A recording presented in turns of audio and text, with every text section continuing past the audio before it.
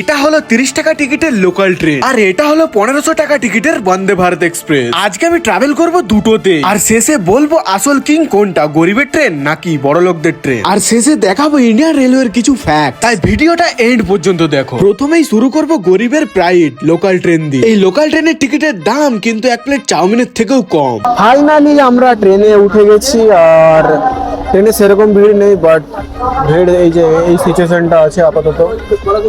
আমরা ফার্স্ট বগিতে আছি। कैसा एक्सपीरियंस मिदनापुर आके ट्रेन? बहुत बढ़िया लोकल ट्रेन भाई। লোকাল ট্রেন या বন্দে ভারত? वंदे भारत। তো গাইজ এখন ট্রেন ছেড়ে দিয়েছে, ঠিক আছে। মেদিনীপুর স্টেশন থেকে বেরোচ্ছি আমরা। ট্রেন ছাড়ার সময় ছিল 5:40, বাট ট্রেন ছেড়েছি 58। এখন আমি আছি লোকাল ট্রেনে, ঠিক আছে। লোকাল ট্রেনের এক্সপিরিয়েন্সটাও তোমাদের সাথে শেয়ার করছি। এই যে সিট পেয়েছি, সিট হচ্ছে এরকম সিট, ঠিক আছে।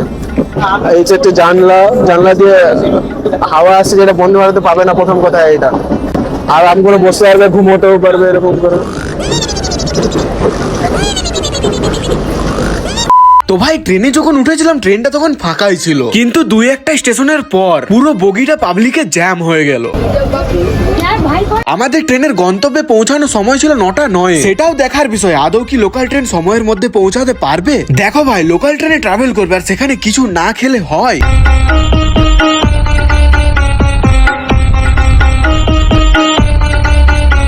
খাওয়া দাওয়ার পর জল খেয়ে জানালার ঠান্ডা ঠান্ডা হাওয়া খেয়ে খেয়ে আরো এক ঘুম দিয়ে দিলাম। कुछ समझे दया? हाँ सर, इसका मतलब है ঘুম থেকে উঠে দেখি ট্রেন প্রায় আধ ঘন্টা ধরে এক জায়গায় দাঁড়িয়ে আছে। তারপর যখন ট্রেনের অ্যাপসটা খুলি তখন দেখি স্ক্যাম, ট্রেন নাকি আমাদের গন্তব্য স্থানে পৌঁছে গেছে। ভাই দেখো, লোকাল ট্রেন স্ক্যাম দেখাচ্ছে, দেখো।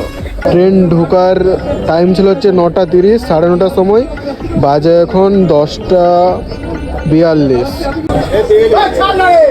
সবাই উৎপাত করছে পুরো। ফাইনালি ছাড়বে এবারে। এখন কিছু মানুষ ট্রেন লেটের জন্য ট্রেন থেকে নেমে হেঁটে হেঁটে চলে যাচ্ছে। 11:19 বাজে, এই ট্রেন ছাড়লো এই মাত্র। যাই হোক, অনেক কষ্টের পর, অনেক বাধা বিপত্তির পর ফাইনালি আমরা হাওড়া স্টেশনে ঢুকছি। ভাই ট্রেনে বসে বসে উপর থেকে নিচ পর্যন্ত সমস্ত কিছু ব্যথা হয়ে গিয়েছিল, আর তার উপর ট্রেনের মধ্যে কোনো রকম বাথরুমও ছিল না। তাহলে বুঝতেই পারছো সিচুয়েশনটা কতটা টাফ। ফাইনালি আমাদের গন্তব্যস্থানে পৌঁছে ভিড়ভাট্টা কাটিয়ে ট্রেন থেকে নেমে অনেক শান্তি পেলাম। এবার তোমাদেরকে টাইমটা দেখাই দেবো। ট্রেনটি পৌঁছানোর কথা ছিল 9:30, আর এখন বাজে প্রায় 11:30।